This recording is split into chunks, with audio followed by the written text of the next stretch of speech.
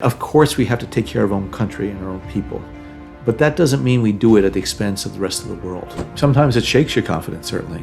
It makes you wonder whether or not just whether the decisions that you made were wrong, but just, how are you going to be able to make future decisions? I think you gotta have a dream. The School of Greatness. Really? Yeah. Please welcome Lewis Howes. You have seen some of the craziest things in the last 40 years, working with the CIA, almost for 4 decades. Is that right? You were working there?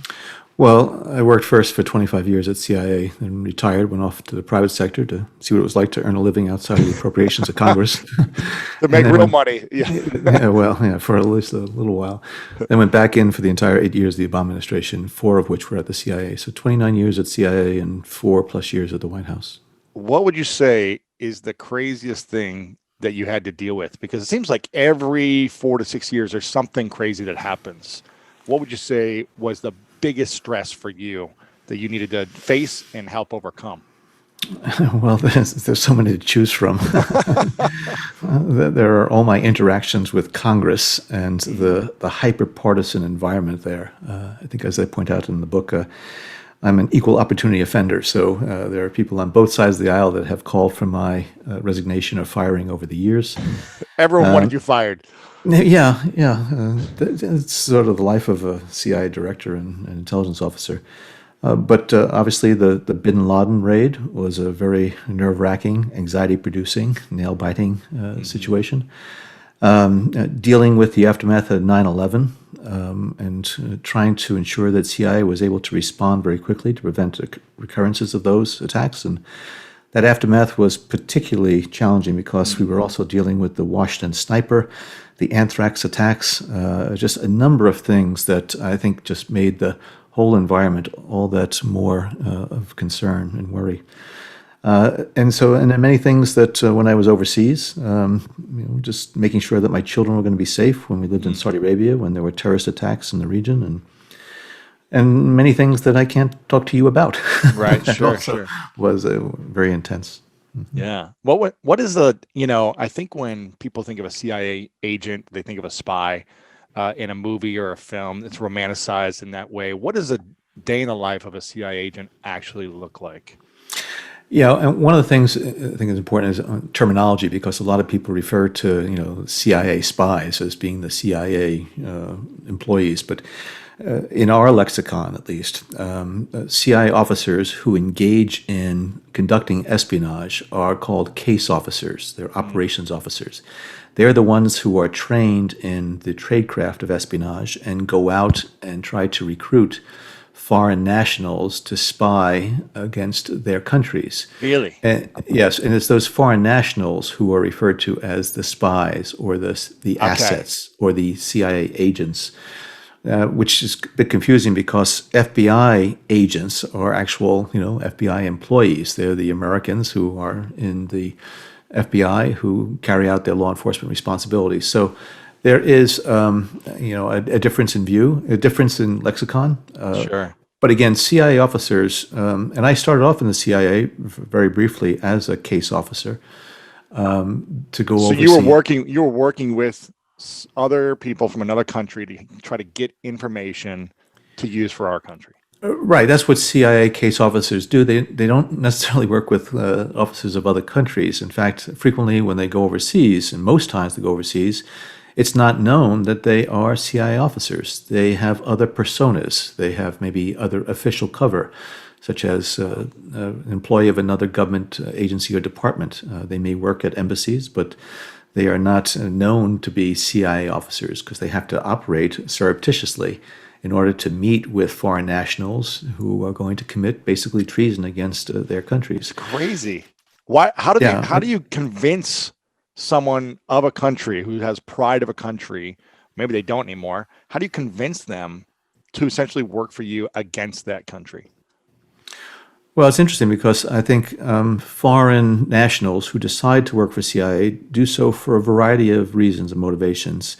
Some live within countries that human rights and political openness and freedom of speech are very much suppressed, and they believe very strongly in what the United States of America stands for. And so they want to try to help the United States because they feel that the United States is a force of good in the world. Some individuals are motivated by money or by the potential for resettlement in the United States. If they work for the CIA over the course of time and they provide us useful information, they want their children to go to American universities. They want to get the visas, the immigrant visas, to come and settle in the United States. And also, there are some people who just, enjoy the whole romance of it all because they are involved in this, again, clandestine activity, working with the CIA. So I think most of them, have a component of that first category, which is that there is something that they admire, respect, like about the United States, and want to try to support U.S. interests, global interests. How many, what would you call them, spies then for the other countries, essentially? Yeah, the people, the foreign nationals who are recruited by assets. CIA are spies. Yeah, assets. How many people did you recruit, or is that something you're allowed to talk about? No, well, I didn't. As I said, I started out just very briefly in CIA as a case officer. But then I realized that I didn't have, I think, the skills, the interests to do that, because it really is a very, very challenging profession, because they have to adopt these false personas, basically, and try to cultivate relationships with foreign nationals and try to develop a rapport that's going to allow them to then recruit these individuals to work on behalf of the U.S. government. And I find it difficult to misrepresent, who I am. And so I moved over into the analytic ranks of CIA. Now, I also did serve as the chief of station overseas in the Middle East in the 1990s. And I oversaw those espionage activities. Wow. So my admiration is very, very strong for the women and men of CIA who over the years have gone to great lengths and taken great risks and have demonstrated great courage to recruit these foreign spies who really give the United States the type of insight that we need to understand the nature of the threats against us. How did you know that the information was accurate? As someone overseeing these, agents who were finding assets of other countries, how could you trust that the information was true? Well, a lot of people who want to give information to the United States, their information ranges from the most accurate and reliable to the most specious and bogus.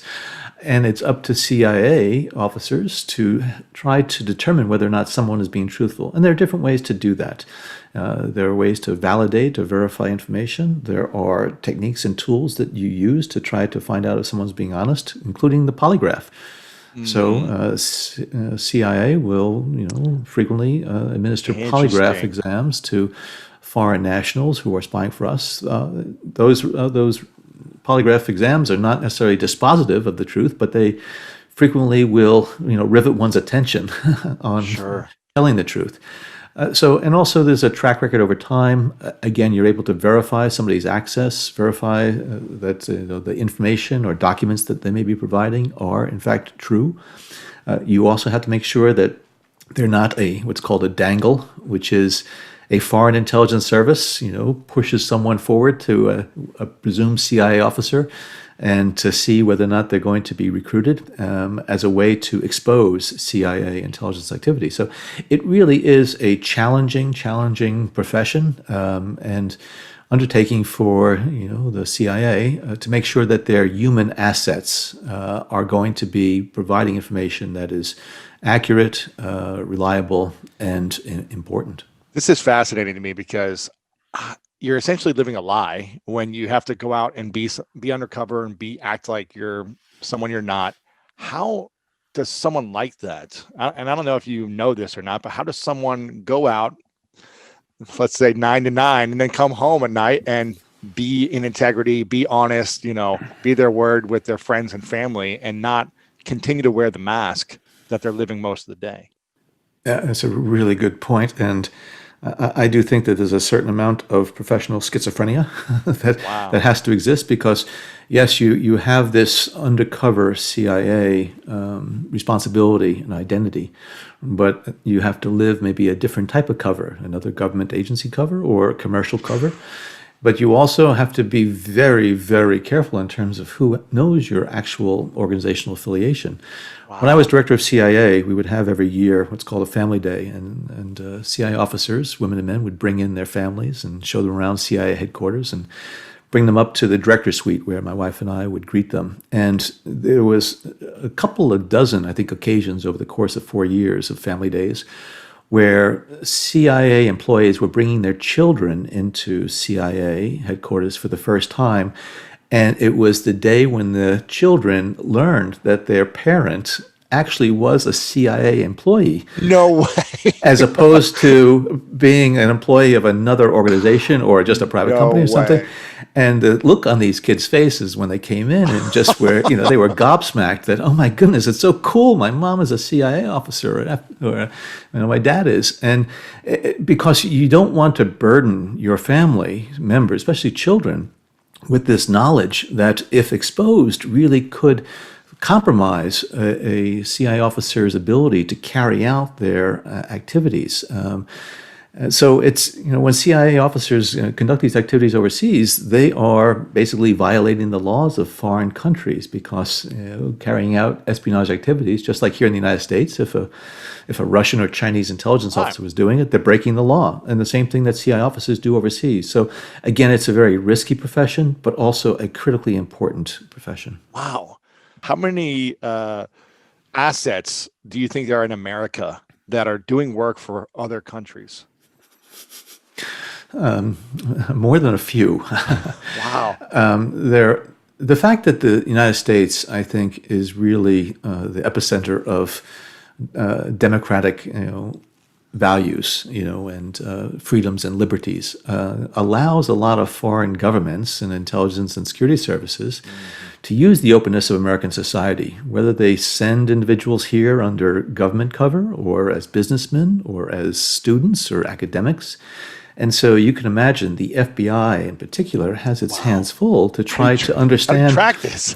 Yeah, because the theft of intellectual property, of technology. And now we're in this COVID environment of pharmaceutical information, or related to vaccines or whatever else. The intelligence security services from around the world are very active in the United States, and thankfully, we have a world-class FBI organization that does a good job of trying to keep track of them. But in addition, they have to keep track of would-be terrorists, and so it's a full plate of responsibilities. How do you have inner peace when you're in this position? When you're running this organization within the government, and how do people that are living these secret lives in the organization not stress out all the time, not break down, not be emotional wrecks, not have anxiety attacks? Like, how do you guys cope? Is there strategies? Is there meditation? Is there, you're fighting for something greater? What is the way to manage your interpersonal well-being? Well, the CIA has always tried to take care of its employees, particularly those that have these very stressful positions and responsibilities. And it is stressful. A CIA officer is handling a foreign national who is an asset of CIA, who is really putting their lives on the line. Because if these foreign nationals are found out by their governments, they can spend their life in jail or be executed. And there have been many CIA assets over the years who have been killed because of their CIA relationship. That's why Really? it's so important for a CIA officer who is meeting with a foreign asset or national to do everything possible to prevent any exposure of that individual. So when CIA officers operate overseas, they go black. They will spend hours upon hours ensuring that there is no tail that they have picked up from the local intelligence and security services, so that when they have that very, very quick meeting with an asset, in a park or wherever, that they have not been trailed, and they have to make sure that the asset also conducts him or herself in a manner that is not alerting to the local authorities, and goes through the same process of trying to ensure that they're not being tracked as they meet with their CIA case officer. How do you, if it's just practical for the human being that's not a CIA operative, how does someone know when they're not being trailed or tailed? How do you get someone off your back? Well, there are certain techniques, and I'm not going to reveal, CIA's tradecraft, but CIA officers go through extensive training, and they go to great lengths. And there are ways and techniques that you can at least have strong confidence that you are free of any observation. And, sometimes it takes some very innovative and creative means, including the use of disguises or whatever. I think over the course of CIA's 73 years or so of existence, we have developed a number of techniques and learned lessons that were very important for this. Is there anything that you could share that's more basic stuff that is common practice or well known? Well, disguises, I think, are fairly well known in terms of a way to mask one's identity. Yeah. It's become much more challenging, though, as a result of all the technological advancements, particularly over the last 2 decades, especially with the evolution and explosion in the digital domain. Because the environment now overseas is such that the traditional ways to get across borders or to operate clandestinely in foreign countries no longer apply. In the past, intelligence services could fabricate passports as well as visas and then go into countries and with a fistful of 50s, as people say, operate. It's still at great risk, but they didn't have to worry about closed-circuit televisions or the digital domain, because every time you use a credit card or at an ATM machine or with an iPhone, you are alerting. You're pinging somewhere, yeah. Right. And so the challenge for CI officers is to operate in this very busy digital environment. And so let's say that they It's almost operate. impossible right now. Well, yeah, because if we could tell CI officers, well, don't take your iPhone, your mobile phone out of the embassy when you were. But if everybody else in the embassy who's not a CI officer takes it out, the absence of that digital pinging is alerting in and of itself. So again, we've had to find very creative ways to operate within this very dense digital dust environment, so that again they can operate clandestinely, securely. And learning more about that digital domain and the use of it, both by our foreign intelligence services and adversaries, is critically important for the CIA to be able to operate today around the world. What would you say is the moment that you're most proud of from your work there, the CIA, and involved in this process, where there was a massive tragedy or stressful event, and you and your team really stepped up and prevented something extremely catastrophic from happening? Well, the CIA is frequently criticized for some of the tactics that it employed in the aftermath of 9/11. And people have the misunderstanding that the CIA is not a rogue organization. It doesn't decide, to do things, just on its own whim. That detention and interrogation program that included things like waterboarding were directed by the President of the United States, George W. Bush. They were determined to be lawful by the highest legal body in the executive branch, which is the Office of Legal Counsel in the Department of Justice. So when the CIA receives a duly authorized order and it's determined to be lawful, they carry out those programs. Now, I find that, those programs were unfortunately, reprehensible from the standpoint of, ethical, principled, moral intelligence work. But again, they were lawful at the time. So let's set aside that in terms of the controversy of that. But the CIA in the aftermath of 9/11 worked day and night around the globe, including with a lot of intelligence services around the world, to uncover the Al-Qaeda operatives who were poised to carry out a second and third wave of attacks. Wow. And there was a very well-developed plan by Al-Qaeda to carry out a series of aircraft attacks against the west coast of the United States. Really? That were going to be launched out of Southeast Asia. Yeah, the funding, the resources were acquired, the operatives were identified, the flights and other things. And it was only because of the tremendous work that CIA did, along with other U.S. departments and agencies, but principally it was the CIA that stopped those follow-on attacks that could have been quite horrific. So, the CIA was the one that deployed to Afghanistan first in the aftermath of 9/11. It was CIA boots on the ground before U.S. military boots. CIA officer was killed first in Afghanistan before any U.S. military was killed there after 9/11. So there are a lot of things that, unfortunately, for maybe you listeners, that I can't go into detail about. But the lengths to which the CIA went, and I think the very courageous acts that they engaged in. Again, some of them I think were very unfortunate that were conducted, but there's a strong track record of success there. Is it public knowledge about where Al Qaeda was going to strike on the West Coast, or were they going for San Francisco and Los Angeles? Was there specific buildings they were trying to target, or is this? I'm not sure what has been made public or not. Now, I know that there was public acknowledgement of this, and some of it is detailed in previous books. But they did have targets picked out, and again, flight paths that were identified for them. And so it was, again, because of the work to disrupt that. But there were other types of things as well, and attacks that were planned during the Obama administration, where they had brought bombs onto aircraft that they were intended to explode over the United States. The infamous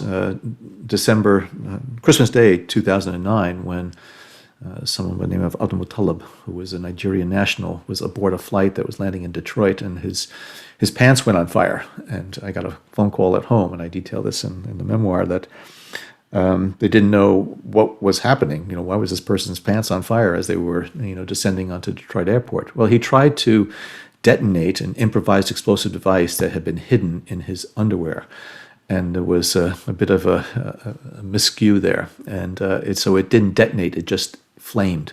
Oh my gosh. And they were planning, this is Al-Qaeda, planning to bring that aircraft down over Detroit with, could have been catastrophic results. And there were other attempts to do the same thing towards Chicago and other efforts. So, these are very serious threats. And thankfully, none of them came to fruition the way the 9/11 attacks unfortunately did. But it's because, again, of the, I think, very, very courageous work that was done by CIA and others. You worked very closely with Obama, correct? Yeah, for the entire 8 years of the Obama administration. For the first 4+ years, I served as his Homeland Security and Counterterrorism advisor, and my office was in the West Wing, almost directly below the Oval Office. So I was up and down the stairs seeing him multiple times a day. And then in his second term, I was director of CIA. So yeah, he's just a very, very impressive individual, and I have great admiration for him. Again, none of us, are perfect or mistake-free, and I think he would look back on his 8 years and probably, wishes that he would have done some things differently. He talks about that in his book, but I felt very privileged to work for him, as well as I worked for 6 presidents, 3 Democrats and 3 Republicans, and although I had disagreements with them as far as policy choices, I had tremendous respect for all of them, because I thought that each one of them really tried to do what they could to protect this country and advance our national security interests. And I guess that's why I've been so maybe outspoken about Donald Trump, because I think he has been such an aberration and such an abnormal incumbent in the Oval Office that he put his interests above the country's interests. Which president do you feel that you worked with managed the national crises the best, or were the most inspiring in your minds on how they showed up and responded based on the level of stress and crisis that would come? Well, I got to know 4 of them fairly well. The George H.W. Bush, Bush 41, I got to know him best, in fact, when I was, after he had left government. But he was a former director of CIA. Before he became president of the United States, he was CIA director for a year, and he always just treasured that experience. And, wow. And so I would go down to Houston, my wife and I, and we'd have dinner or lunch with President Bush as well, along with Barbara Bush.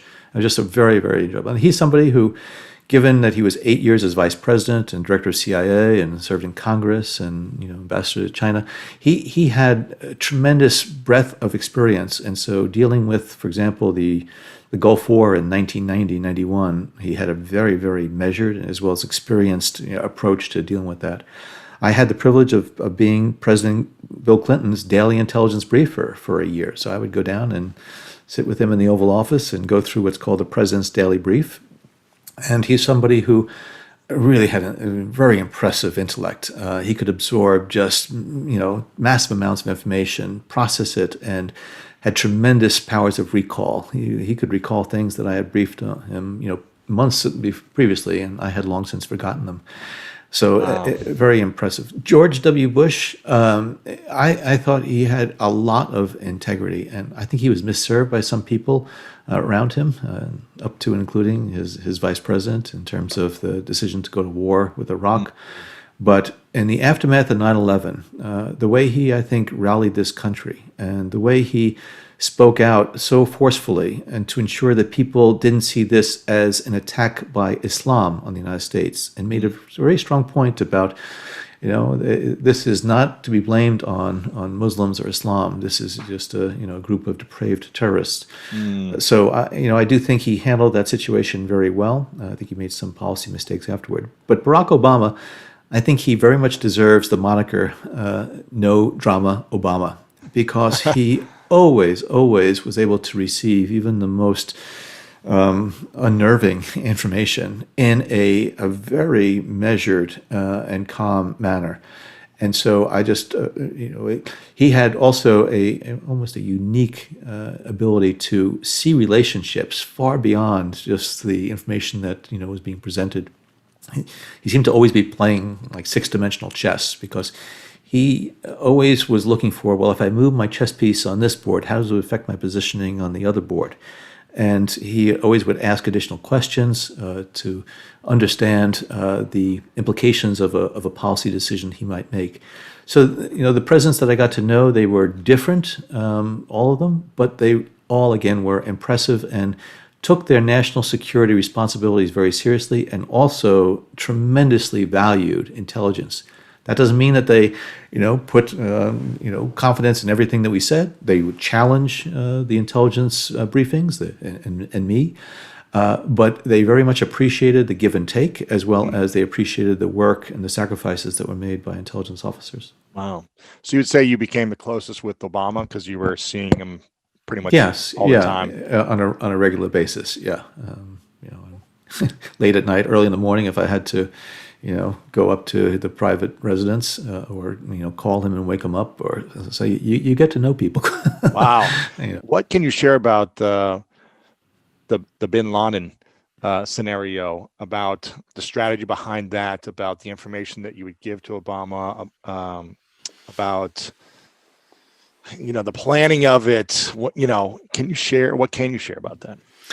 Yeah, and I tried to go into some detail in the book because it was a very historic event, I think, for the United States. I think the CIA, in the aftermath of 9/11, really felt a degree, I don't say, of responsibility for the 9/11 attacks, but really were crushed that they weren't able to prevent that strike on 9/11.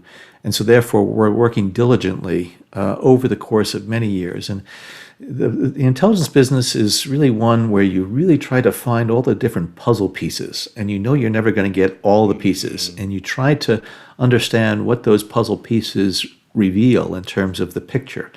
And so in the first Obama term, when Leon Panetta, who was the director of CIA at the time, came into the Oval Office and told us that the CIA believes that they had identified the residence of where a courier of Obama was staying, which we were told, and we knew that if we were able to identify the couriers that were interacting with Obama, they might be able to lead us then to the couriers to Bin Laden.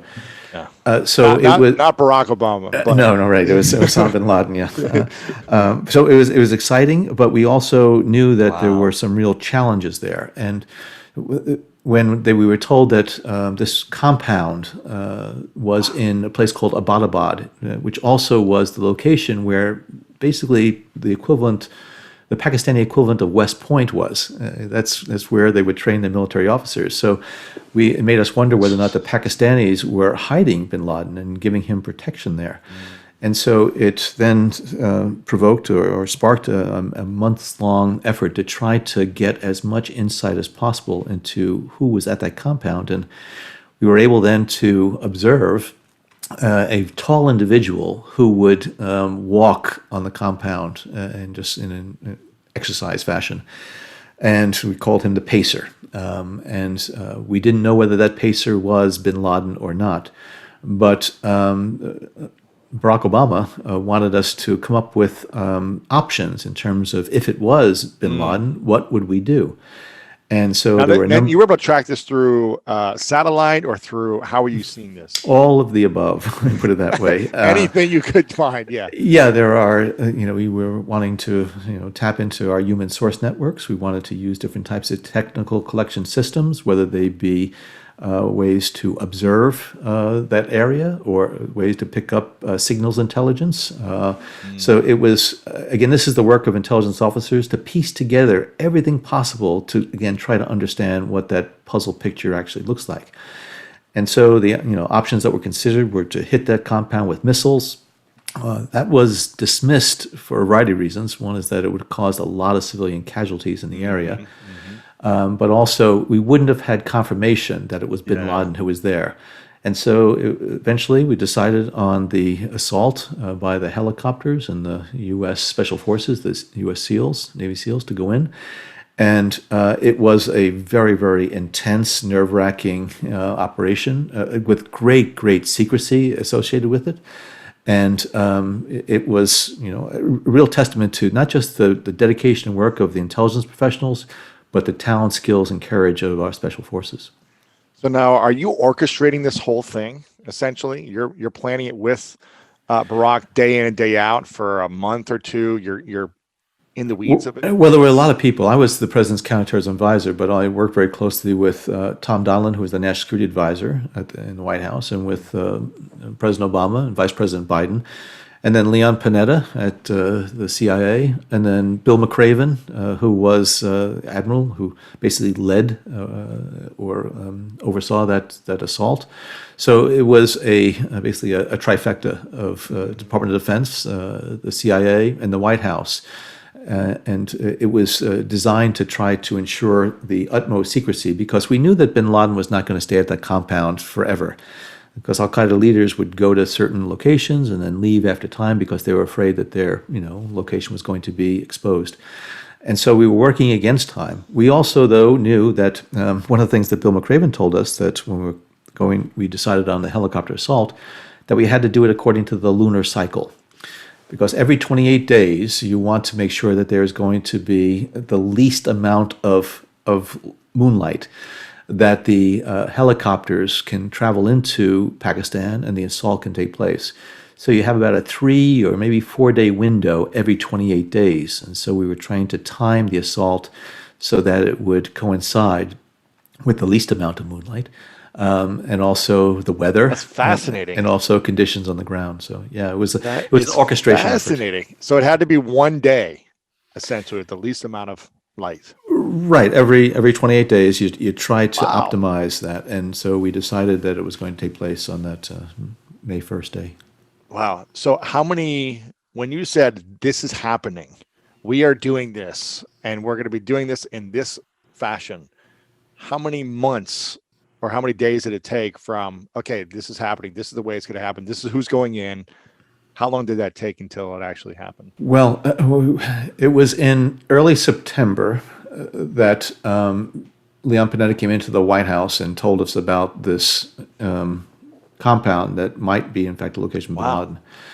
And it wasn't until May 1st that the assault took place. So it was, through the fall and winter. And then it was about in the February, March timeframe when the options were narrowed down and the decisions were made as far as how to go forward with it. So there had to be the training that was done, the mock-up of the facilities so that they could prepare for every eventuality. They had to identify the teams. So It took, a number of months, but those last 60 days in particular, March and April were the time when we really then were focused, like a laser, on doing it at the nearest opportunity, but recognizing that we were not going to have, full confidence that it was bin Laden who was there. Gosh, that's crazy. Most nerve-wracking time for me was after the assault took place, and we were confident that we got bin Laden and they were bringing his body back to Afghanistan by the helicopters. It took 90 minutes for those helicopters to go back into gosh. Afghanistan. And by that time, the Pakistani Air Defense Forces were on alert. The Pakistanis had sent up some aircraft because they knew something was going down in Abbottabad. And the local law enforcement, was out there. So I was very concerned that even if we got bin Laden, if one of those helicopters was shot down and we lost a dozen or 2 dozen of our Navy SEALs, it would have been disastrous. And so that 90 minutes was the longest, in my experience working that issue. And you're in the White House at this time. It's late at night, or what time is this? Yeah, well, we started out very early in the morning. I think I got to the White House around 6 o'clock that day, and the operation started to go down basically at 2 o'clock Washington time. It was, nighttime over in Pakistan. 3:30. So between that time, they actually got on the compound and started the assault. And it wasn't until 7 o'clock at night or 8 o'clock at night that we really had confidence that everybody was back, that it was bin Laden. And then the rest of the evening was spent doing the things that we needed to do. So President Obama called President Bush as well as President Clinton. I talked to my Saudi counterpart because one of my roles was to tell the Saudis that we got bin Laden. And although bin Laden was a Saudi by birth, the Saudis had pulled his citizenship. Yeah. But my job was to offer to the Saudis the body of bin Laden. Wow. And we thought that they were not going to take it, and they declined the opportunity because they didn't want to, have to deal with, the remains and, what did they do with them and martyr. So his remains were disposed according to Islamic rites appropriately. But we all had some after-action responsibilities, calling counterparts, talking to Congress and other things. Yeah. And then President Obama, I think it was a little after midnight, gave his address to not just the nation, but to the world. Wow. And so right now in my office, I'm looking up at a photo that was given to me. It's a large photo. And it's President Obama, myself, Tom Donilon, who was the National Security Advisor, Dennis McDonough, who was the Deputy National Security Advisor at the time. And President Obama is in his suit, and we just went over his remarks that he was going to deliver to the nation. And the looks on our faces are much, more relaxed and relieved than they were just hours before. And it really was, I think, the culmination of a years-long effort by many, many individuals who were working tirelessly to just bring justice in the aftermath of that 9/11 attack. So this is essentially 10 years after the fact of Yes. 9/11. Yeah. And this is something that you guys have been trying to find him for a decade and figure out how to resolve this, essentially. What was that feeling like? Were you guys able to celebrate? Did you guys have a sip champagne? Did you have some tea together? Did you dance? What is that like when you have 10 years of tension built up for a moment of completion? Yeah, well, there's the iconic photo of many of us. We're sitting in, not the Situation Room of the White House, it's in a little ante-room. And we're gathered around a table. We were looking up at a screen, and Secretary Clinton is, has her hand over her mouth. But Obama's standing up and everyone's sitting down. Obama's sitting at a chair, and he has this intense look. And we're all, because that's just when the operation was going down. But when we got the word, Geronimo, that bin Laden's was down, was taken, there was no celebration, no jubilation, no clapping or applause. It was a very somber, sullen, even almost a sacred moment, if I can use that term. Wow. Because I think we recognize that we happen to be the stewards of this responsibility of ensuring that there was going to be justice in the aftermath of 9/11. And so there was no excitement. There was a sense of accomplishment, but it was a quiet sense. It was, we looked at each other, and people, and the president was saying, "Well done," and so we were we were not congratulating each other so much as just saying, boy, this was so, so important, and it was done so well, and the teamwork was just so strong that, again, we just felt that we happened to be in the government, at the White House, with these roles at the time when all this came together, all these puzzle pieces. And as I talk about in the book, that it was about 12:30 or so in the morning when I was going to be leaving. I was going outside to get into the car. But the outside of the West Wing of the White House, it was lighter than usual, brighter. And I could hear noise. And as I'm emerging from the doors of the West Wing, I could hear from the Lafayette Park, the square right next to the White House there, scene of most recent, demonstrations, whatever. This glow, because the lights were on, and there was chants and people with horns, and there was chants of USA, USA, Wow, CIA, chills right CIA. now. I know, and I do every time because it was the first time that day where my emotions got the better of me. Because you're running on adrenaline and you're trying to make sure you do everything that's necessary in order to have mission success. Wow. And ensure that the president is getting everything that he needs. And then so coming out and hearing that, and hearing Americans, in the wee hours of the morning, just showing their appreciation and respect for what was done, it sends chills up my spine. Gosh, now, I'm getting just thinking about it. emotional. I'm getting yes, like goosebumps. This is, man, that's amazing. Where were you 9/11? Do you remember? Obviously. I do. I was the deputy executive director of CIA, which is basically the deputy chief operating officer of the agency, a senior official at CIA. And we were in the morning meeting that the executive staff would hold. And right at the end of the meeting, the head of our operations center came in and said, a plane just hit the World Trade Center. There were no more details than that as far as the size of the plane or what was it serious or what, but we all were looking at each other, and we knew that Al-Qaeda was trying to carry out some attack, including in the homeland, but we didn't have, unfortunately, the details of when it was going to happen or the target. And so we ended the meeting and we all went back to our office. And my office was right across the hall from this conference room where the meeting was being held. And so I was looking then at the television that was in the suite of offices there. And I saw the second plane hit the other tower. And I saw the smoke coming out of the tower where the first plane had hit. And everybody knew immediately this was Al-Qaeda. We're under attack. Wow. And it was, all hands on deck. And so the rest of the day, we were busy evacuating the building because we had intelligence that CIA headquarters was on the target list. I remember going through that building and knocking on doors and making sure that we were able to get people out of the building.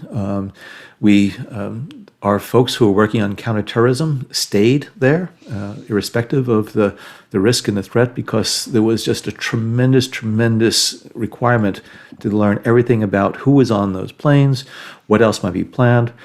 And there was gridlock along the streets and roads in the nearby area. And so it just took hours upon hours to get, all the non-essential CIA officers off of the compound.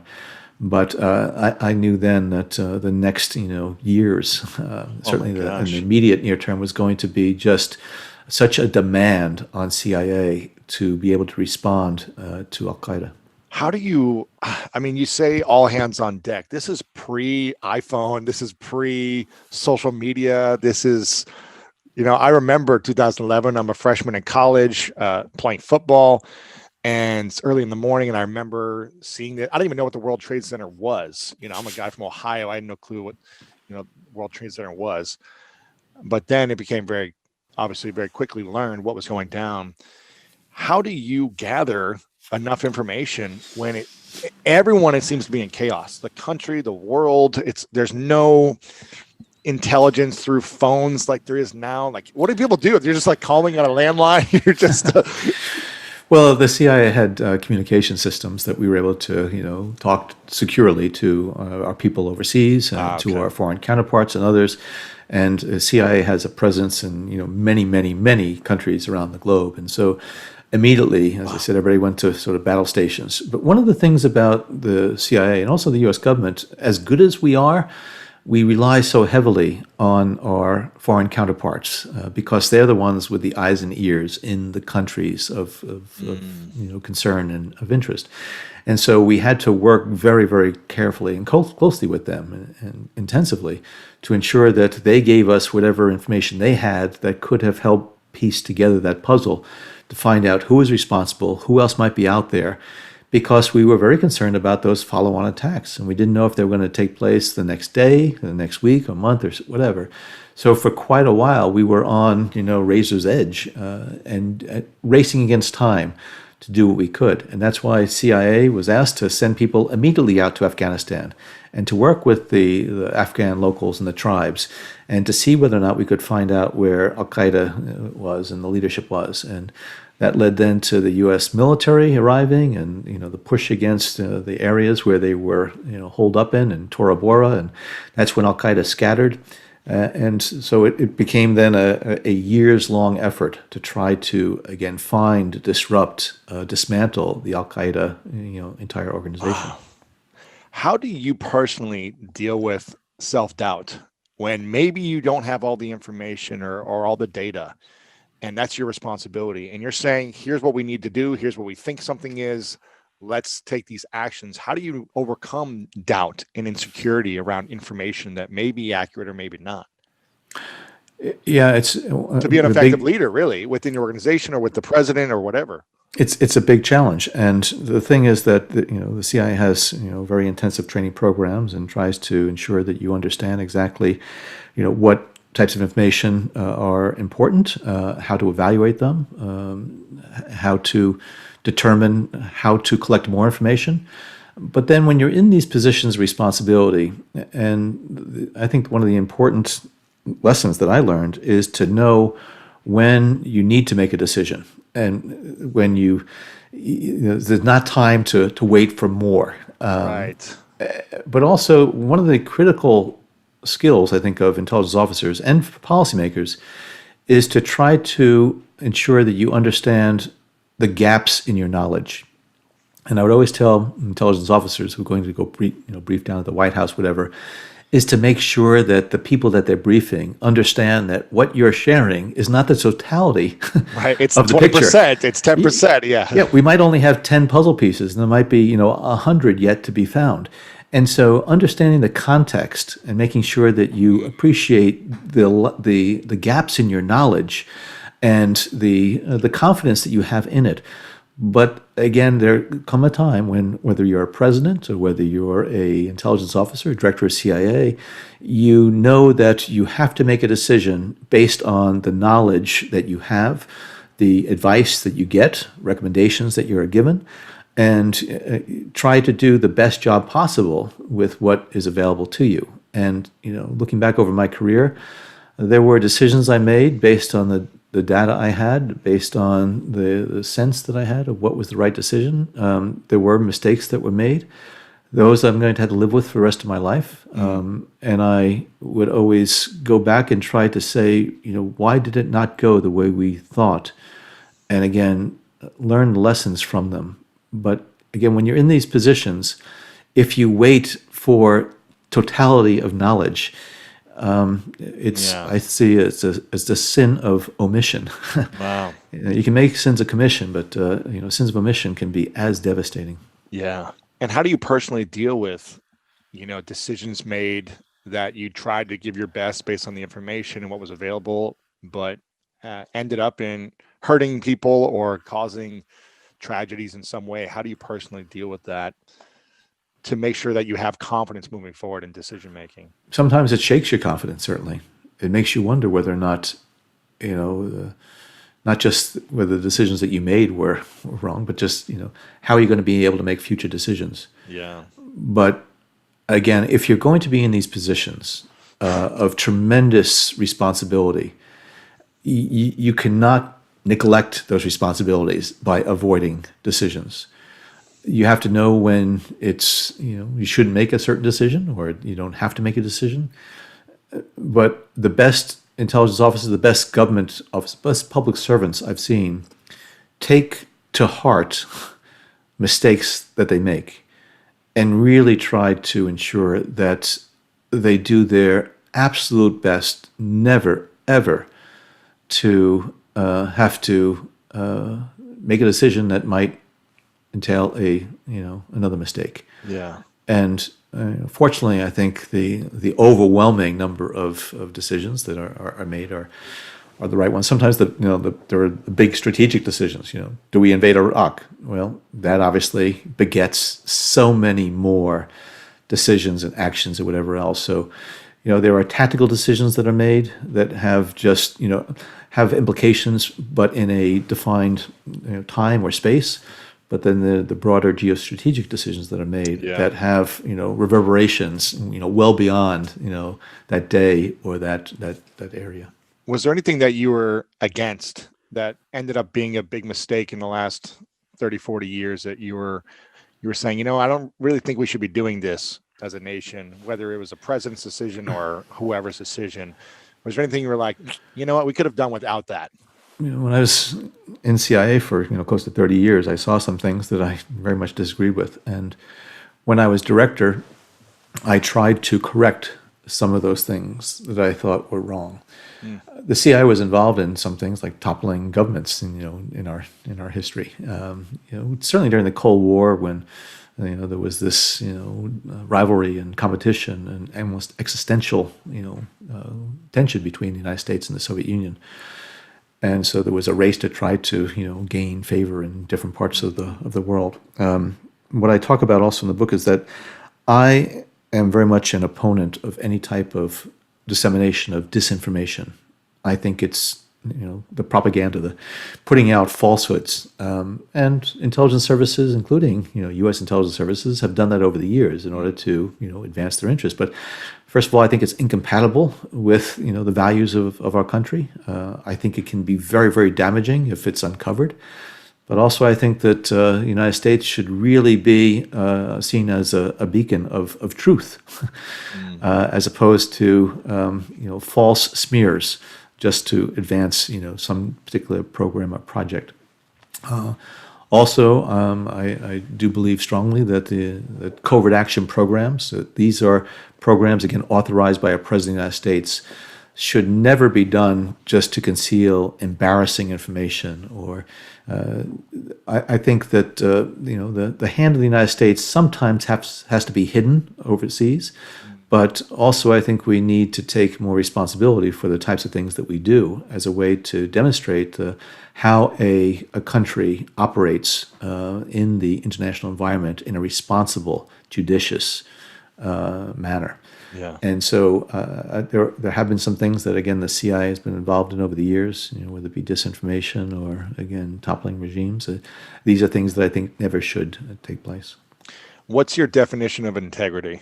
Integrity is a combination of things for me. Honesty is at the root of that. But also, when I would administer the oath of office to incoming CIA officers every month in the CIA lobby. And I would underscore the importance of integrity, which brought employees into the agency. We were willing to trust them with the nation's secrets and be part of the CIA family. But integrity is the distinction between right and wrong. I don't say good and evil. It's really right and wrong. It's what is that North Star? What are those moral lessons, ethical lessons? What are those principles and values that really do define, I think, what it means to be a good person, a kind person, an honest person, a person who is not going to try to take advantage of others in order to advance their own personal interests. Integrity is sort of a package of what a person, how a person defines themselves, as well as how they treat others. And again, I think honesty, humility, recognition that we are on this planet, I think, to try to ensure the betterment of mankind. There is a sense that, for me, integrity makes one aware of their responsibilities on this earth, and again carries out their activities, their responsibilities, in the most honest, forthright manner. How do you live with integrity, knowing that you're being so deceitful in the business that you're in, it's to essentially not be in integrity in certain practices. But how do you personally keep your integrity as an individual and make sure you stay on that North Star path? Yeah, that's, because the end does not justify all the means by any Right, stretch right. of the imagination. And I think that's one of the reasons why I decided to get out of the operations profession, because I could not see myself doing that and deceiving individuals. Now, I think there are some things where the pursuit of just ends and good outcomes can allow for certain types of behaviors and activities that facilitate the accomplishment of those admirable and good goals. But and you asked a question earlier: how do CIA officers really maintain their integrity in their personal lives and adopt these other sort of personas and tactics? And sometimes I found that it was hard for individuals, and I found that some people were not living by that division of maintaining that integrity in everything that they do, except for maybe those aspects of their operational responsibilities where at least that initial meeting or initial meetings with somebody, and they present themselves as a Department of State officer, a Department of Defense officer, is that something that really is unethical? Well, maybe it's not completely truthful, but as long as then the relationship with the individual adheres to certain types of traits or attributes, I think that getting your foot in the door by maybe not being fully transparent is, I guess, maybe I'm rationalizing it. Sure. I don't consider it necessarily unprincipled or This is I get it. It's finding like justice through these actions. I understand that. I'm curious how much, a lot of this comes to me of understanding identity, because as a former, let's say for myself, as a former football player, and I see this today where sometimes guys do wrongful things outside of the court or the field or whatever it may be on the football field, and then they'll do bad things, right? They'll hit their wives, or they'll do certain aggressive actions that reflect being on the football field. And I remember as a football player, we were trained to have this identity, to inflict pain, to hit with anger, to do these certain actions and live in this persona and this identity. And then you take the pads off and you're supposed to be this loving, vulnerable human being. How does the CIA deal with identity and psychology training in terms of because you've got to play the part all in and then play a different part? That's got to be challenging, right? Psychologically, emotionally, for some people. Yeah, I think that's a big question for almost everybody in the world. And you're right. I played a lot of sports as well. And so much depends on leadership and the role modeling that parents provide, teachers provide, coaches provide. I can remember, I played high school basketball, and there was a team that we played, and they were higher ranked than we were. And their players, would take every opportunity, if the ref wasn't looking, grab the shirt, give the elbow, whatever, and just, resort to any tactic in order to win. And just watching them and watching the coach with them, it was almost encouraging it. And so some people have this, approach of, win it at all costs. And this inculcates in individuals then this attitude and an approach to life that goes beyond the football field or the basketball court. It's how they work in business or in whatever profession they are, or cheat in school. And so I think it's we have to get back to having maybe a stronger educational system, and to have, and it starts at a very early age, to again try to distinguish between right and wrong. Now, sometimes the adrenaline gets going, and now when you see a team score a touchdown, my goodness, it's a rally in the end zone. Years ago they would catch and throw the ball down or whatever and go and just but and so the culture, I think, has changed a lot. But I do think having some real open and honest discussions about what is appropriate, what is not, but that role modeling, walking the talk. But one of the things I realized when I was at CIA as director, everybody was watching what I did, listening to what I said, and I had to always be very aware that I wasn't sending any, unintentional signals, or the way I said something was received in a way that it wasn't intended. Because what person does at the top, what a coach says or what a coach does, really does have resonance then with the members of the team. So I do think it's, for CIA officers, for intelligence officers, making sure they understand exactly what their obligations are on the professional front, on the personal front. What does it mean to have professional and personal integrity? What are the boundaries within which one has to work? And one of the challenges for CIA officers, I think, is just because something is lawful does not mean that it's ethical or principled, such as the example of the detention interrogation program.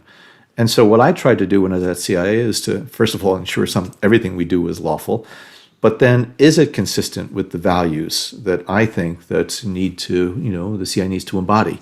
Is it consistent with the ethics and principles of what the United States and the premier intelligence agency should, in fact, be engaged in? And everybody's going to have their own individual North Star that has been shaped throughout the course of their life. But I think that if we go back to just a better sense of, there is right and wrong, but unfortunately too many people opt for the wrong, including politicians today, who role model for especially our young Americans, the deceit, dishonesty, the lack of integrity, the lack of decency. It's just, unfortunately, it's being emulated far and wide, which is unfortunate. What would you say are some practical things that you're allowed to share of understanding if someone's lying or not? Are there any tips you could give that are common practice that you can see? You know what? There's some things you could really find out about a person when they do these things, or if they're telling a lie. Well, I think people will pick up on some discomfort in terms of how one moves or handles themselves. When somebody's accounting of events or a story changes, that's usually a good indication. And so you'll find that people who try to get out of culpability of something, and they'll give one version of what happened, and then the next version will be either slightly different, or telling the truth. Usually, I think it's imprinted in your brain. The events as you remember them, as opposed to trying to misrepresent the facts. And so there are some things that I think the CIA officers will try to evaluate and detect when they're dealing with a potential asset, or called a developmental or a foreign national of interest. And again, the stories that people weave sometimes give them away pretty quickly. Before we continue this video, make sure to subscribe below and turn on the notification bell right now so you don't miss out on these great videos every single day. I'm curious, what was the biggest challenge you had to overcome personally from your years working at the CIA? Was it a level of learning how to be a better leader? Was it building confidence? Was it a certain skill you had to develop? What was the biggest challenge you were faced when you started that you really overcame and grew into in a positive way, that was no longer a challenge for you like it was previously? I think it was probably all of the above. I learned some really painful lessons. The first time I had a management role at CIA, I had no training for it whatsoever. And all of a sudden, I was an analyst in it was called a branch of 8 or 9 people, and a lot of them were older than me and even more senior than me. But I became their branch chief one day, and I made a lot of mistakes, and it was very painful, and I very much regret it. But it was through those experiences that I was able then to develop, I think, some of the better leadership and management techniques that I needed to acquire. What were some of those mistakes that you wish you? Well, I was rather officious in terms of almost dictating to people. one of my responsibilities was to review papers that people would write, and so I would rewrite them the way I would write them. Oh man. And I needed to understand that we all have our own, not just strengths and weaknesses, but we all have our different types of approaches and styles. Yes. And I needed to understand, respect, and be able to leverage, the different styles.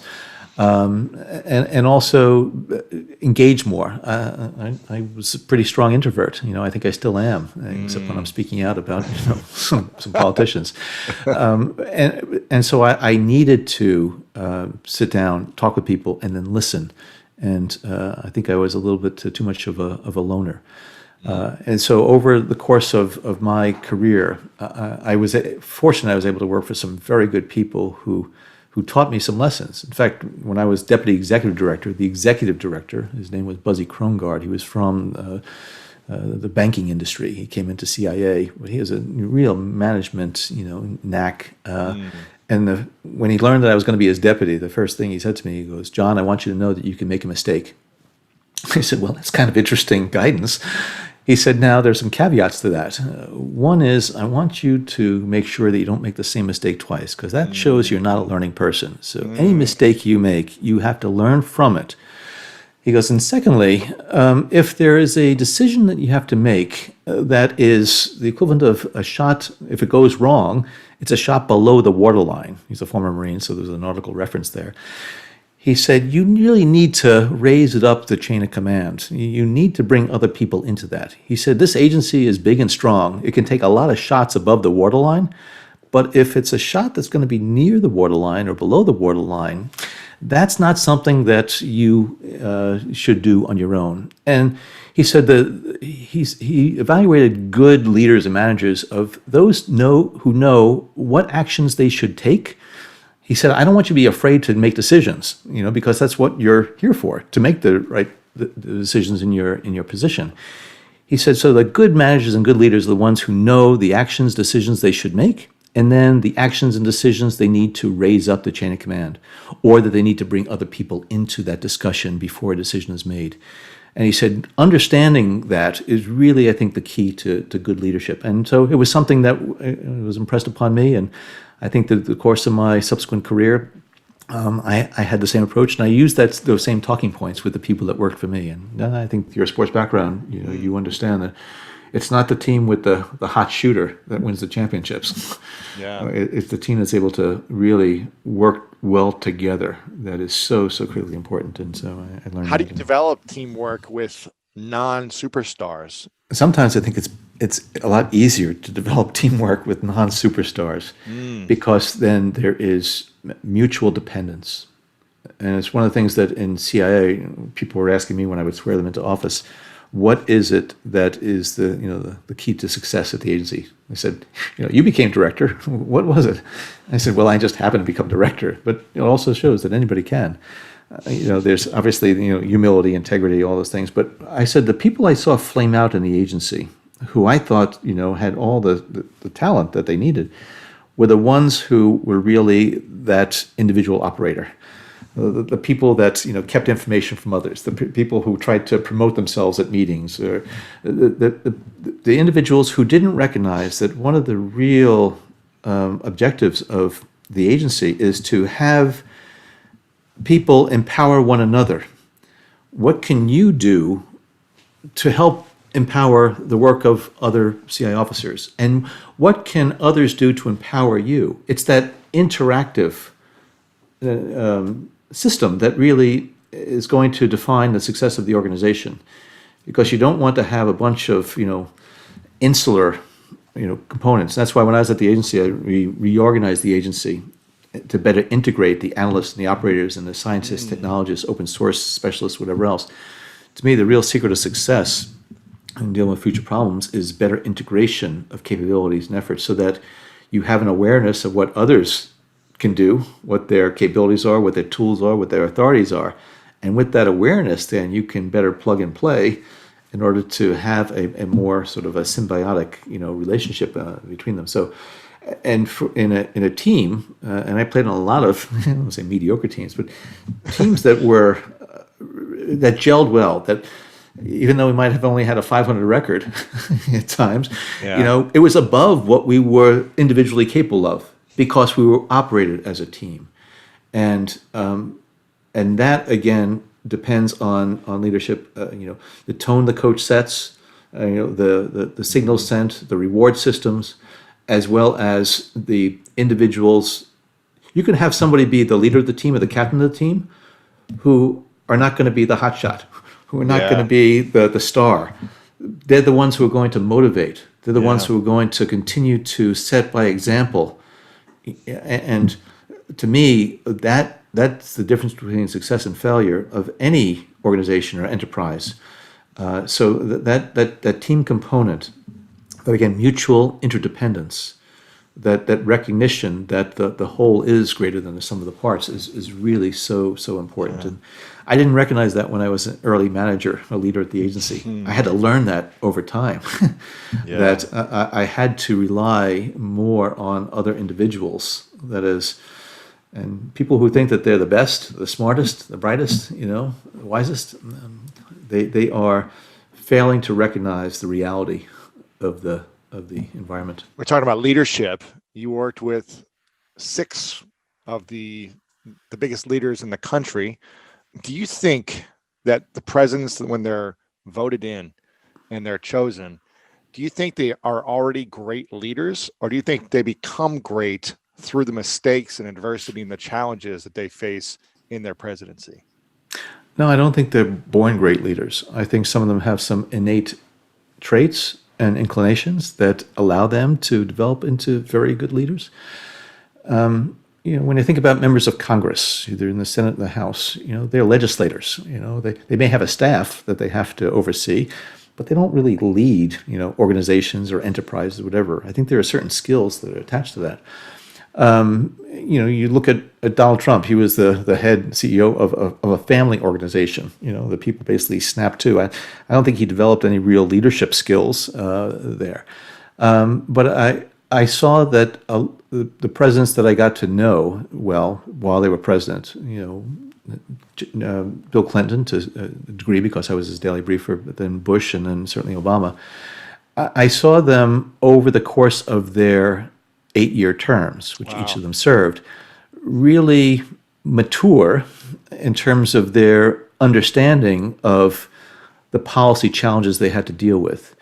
They attained greater knowledge, and with greater knowledge, I think you are able to be a wiser leader. And so I do think that all of them developed certain types of traits and characteristics, particularly maybe in their second terms. I think if George Bush's decision to invade Iraq in 2003, I don't think he would have made that decision in his second term. Really? Because I think he would have, again, developed a better sense of what the implications of that decision were going to be. But in the aftermath of 9/11 and Afghanistan and whatever else, I think he just was brought along in that stream of recommendations. Reaction mode, yeah. Yeah, and a lot of recommendations that people who wanted to invade Iraq, irrespective of the intelligence, were determined to pursue. So and with Barack Obama, I think he entered the Oval Office with very strong idealistic visions and as well as goals. And I think he maintained his idealism, but also it was leavened significantly by the experiences that he had, the practical realities of dealing with these very, very difficult issues, both domestically and internationally, understanding better what is possible and doable, and trying to optimize those issues and those outcomes that he felt he could achieve, and recognizing that there were some issues here that were basically beyond the solution that he, in fact, favored. And I do think that, and the same thing when I was CIA director for close to 4 years, I came to realize that there were some things that I felt very strongly about that needed to be done, but having a better sense of the ecosystem, if you will, that you operate within, gives you a better sense of what's achievable, what's important, and what you consider to be your priorities. Yeah. This is fascinating. Where do you think we would be as a country if we didn't invade Iraq? Oh, well, I think that, first of all, the Middle East would be so radically different because it was the invasion of Iraq and then the implosion of Iraq that then allowed ISIS, the Islamic State of Iraq and Syria, to grow and to establish a caliphate or whatever, and just ravage Iraq and Syria. And so it has had tremendous impact on the region as a whole. I'm not saying that we wouldn't have had challenges and issues with Saddam Hussein, who was a ruthless, bloody, authoritarian leader, without a doubt. But the invasion of Iraq set off a chain of events that just had tremendous implications throughout the region. As a country, I think the invasion of Iraq really did distract quite a bit from our effort in Afghanistan, because then we had this two-front war going on, and unfortunately we're still in Afghanistan after 18, 19 years. And I do think that we need to maintain some presence there, but I do think Iraq and Afghanistan, two very hot battlefields going on simultaneously, really did sap our ability to deal with either one of those issues effectively. But also, the United States military obviously is the best military in the world, and we certainly can win wars. Prevailing over counterinsurgencies is different, but we certainly can trounce any military that is out there. But we, as a government, as a country, we do not do a good job of following a military victory with effective programs, assistance, and development. I'm not talking about regime building. I'm talking about it's easy to destruct. It's much harder to construct. And unfortunately, we don't have, I think, the capabilities, the approach, the experience that allows us to develop war-torn countries, certainly in the Middle East, South Asia. It was much different than repairing the damage of World War II in post-World War II Europe and Japan. Those were basically different types of societies, but in the tribal, the authoritarian countries and basically largely rural areas, without the development of political institutions and experiences, it's much more difficult to seize a victory from a military conquest. What would you say are the three common principles, leadership qualities that all the presidents you worked with had? What were those three things they all kind of developed that were similar, that made them effective in leading in the White House and also effective in making decisions and being in the position they were in? I would say professional integrity. Bill Clinton is a little bit of a different example because of his personal problems and issues there, and people will say, well, he didn't have personal integrity. Well, it's up to people to make that subjective judgment. But I think all of them had that professional integrity. They took their responsibilities very seriously. They always tried to decide on a policy course, both domestically and internationally, that they believed was in the best interest of the country, not in the best interest of their party, nor in their own personal interests. That's interesting. So I do think that professional integrity was important. Secondly, at least in the issues that I dealt with them, I felt that, again, on a professional plane and their presidential responsibilities, they tried to be as honest as possible. And it goes along with integrity, but I do think being as honest with the American people in particular, and also just trying to ensure that Americans understood what was happening. I do think to varying degrees they all tried to do that. Yeah. Third, they all recognized that the United States' strength on the global stage really depends heavily on the strength of our alliances and partnerships, and that we really need to make sure that we take care of those relationships and not take them for granted. And that's important because over the last 75 years, the United States has been the leader of the free world, and it's because of the credibility, I think, that we have had, and the recognition on the part of a lot of countries around the world that they depend on that U.S. leadership role. And I do think all those presidents understood it. They had an appreciation of history and the role that the U.S. played. And then finally, I think it is that they believe strongly that the United States has to play that leadership role on the global stage. That, and I believe in American exceptionalism, not because we're smarter or brighter or better looking or than anybody else. We have had exceptional good fortune. Look at this large, wonderful country with bountiful natural resources, arable land, navigable rivers, large sea coasts, the world's melting pot. We have all of those features of success. No other country has that. And given those exceptional good fortune, we have exceptional responsibilities. And that's why the mantra of America First has been so shrill on the ears of people around the globe and people who, I still stay in touch with, overseas. They say, here's the United States using its muscularity, using all of its exceptional advantages to advantage itself at the cost of others.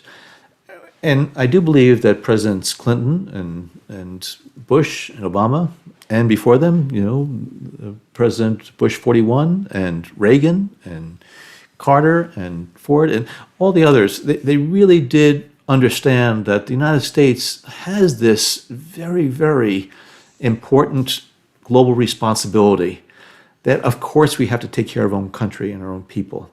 But that doesn't mean we do it at the expense of the rest of the world. And that the more the United States is seen as being an advocate for, the growth and the prosperity of the world, I think the more in favor we will be, and the better off we will be as well. So I do think that those presidents had, again, that integrity, really tried to be honest, recognize the importance of the relationships the United States has around the world, and then also recognize that the United States has this very unique and important global role, leadership role that we must play. Yeah, I think it was Spider-Man that said, with great power comes great responsibility. And we have a lot of power, and I think we have a lot of responsibility to live in the world as well.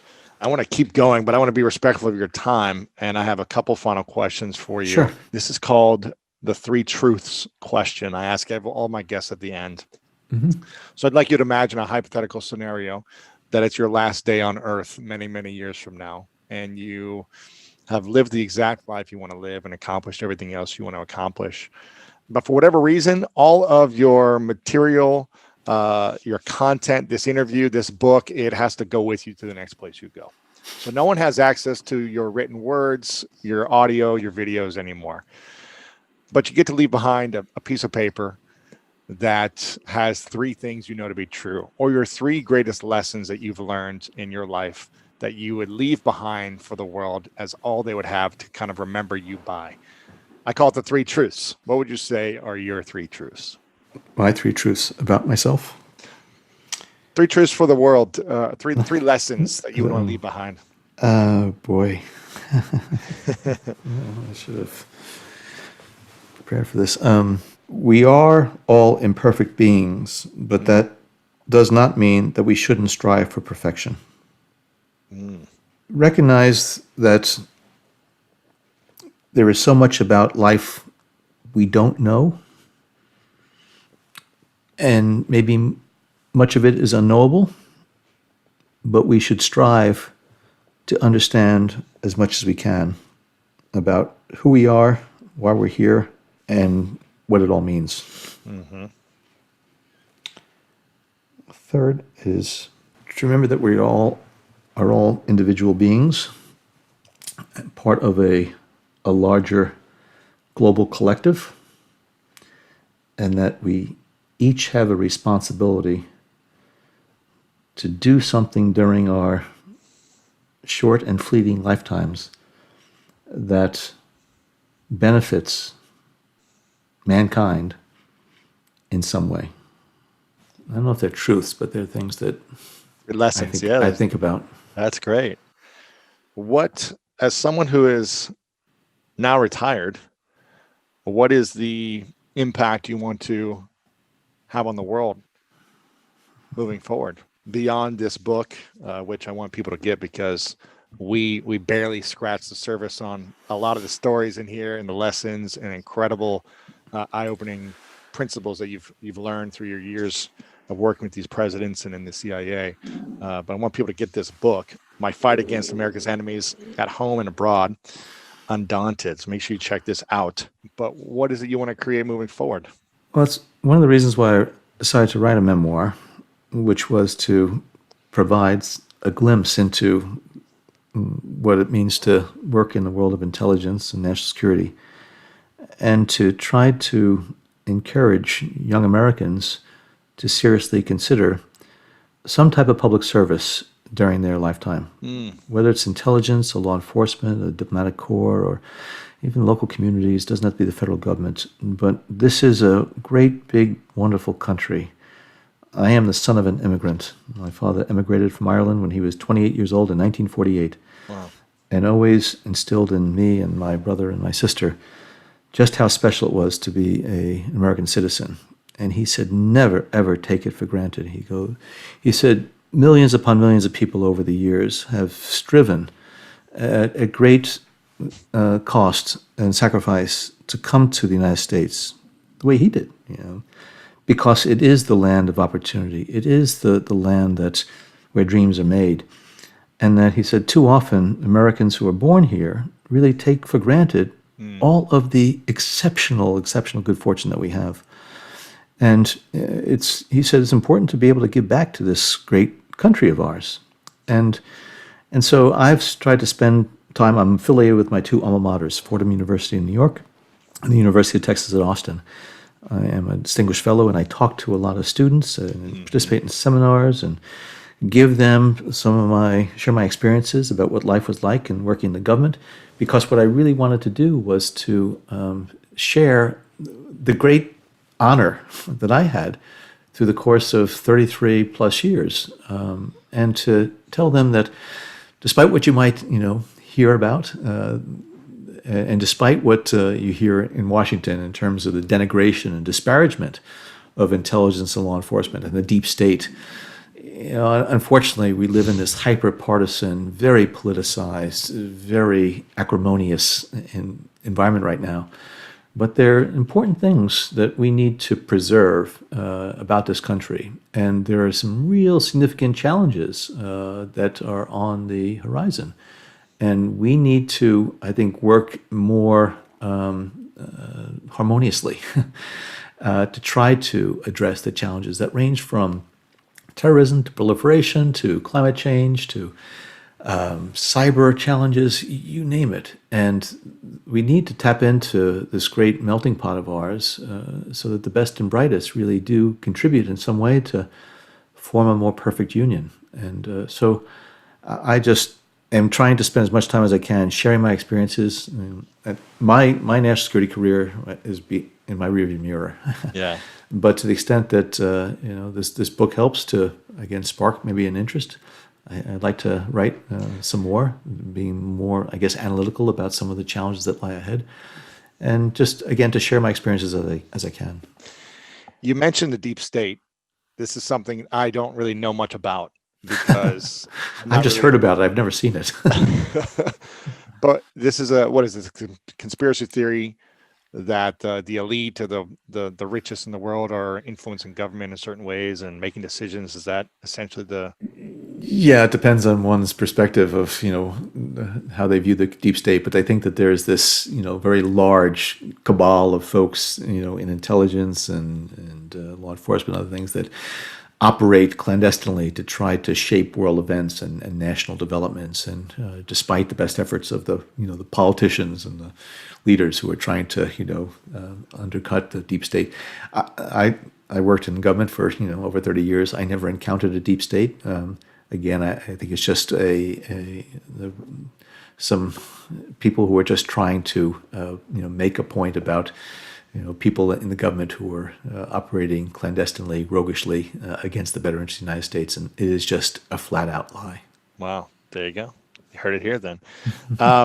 If someone wanted to become the president of the United States, let's say in the next 15, 20 years, or someone's thinking about it, one day I want to become the president, what would you say are 2 to 3 things they should develop as a leader now to prepare themselves to win the presidency and then be a great leader in their term? Try to acquire as much knowledge as possible about what's going on in the country and the world. If you don't have that knowledge, again, of current events, of history, of the law, you won't understand the nature of the challenges as well as the opportunities that are out there. Secondly, I have become very jaded about partisan politics because I think that party loyalties too often take precedence over integrity and what people should be doing. I would like to think that a future president of the United States, woman or man, whatever, will emerge from a non-partisan environment from the standpoint of one of the two traditional political parties. Interesting. Because I think we always want a president to be a president of all, not of a president of a party or a particular constituent base. And I do think that governance in the 21st century is really difficult. And I think we have to be thinking about new models for leadership and the qualities of leadership. And I do think having less partisanship, I understand. It's a feature of the political landscape. And partisans can be very healthy. But leadership really requires one to transcend partisanship. And frequently it's difficult. But I also do think that a future president really needs to be non-ideological. And because of learning more about the world and having a much more pragmatic and practical understanding that the world is a complex, complicated place, that there are no simple solutions to difficult problems, despite the rhetorical flourishes of a lot of politicians. That these are tough issues that really require a better understanding of the nature of the problems, but also a sense that we can find ways to maybe compromise. And then finally, the very, very unfortunate polarization that exists within this country. I really hope that we're going to have more leaders who are not going to be on either end of that political spectrum, the left or the right. I have no tolerance for the ideologues out there because they wear blinders and they view the world through a very myopic prism, that they don't have an open mind for how their views might be a little bit off.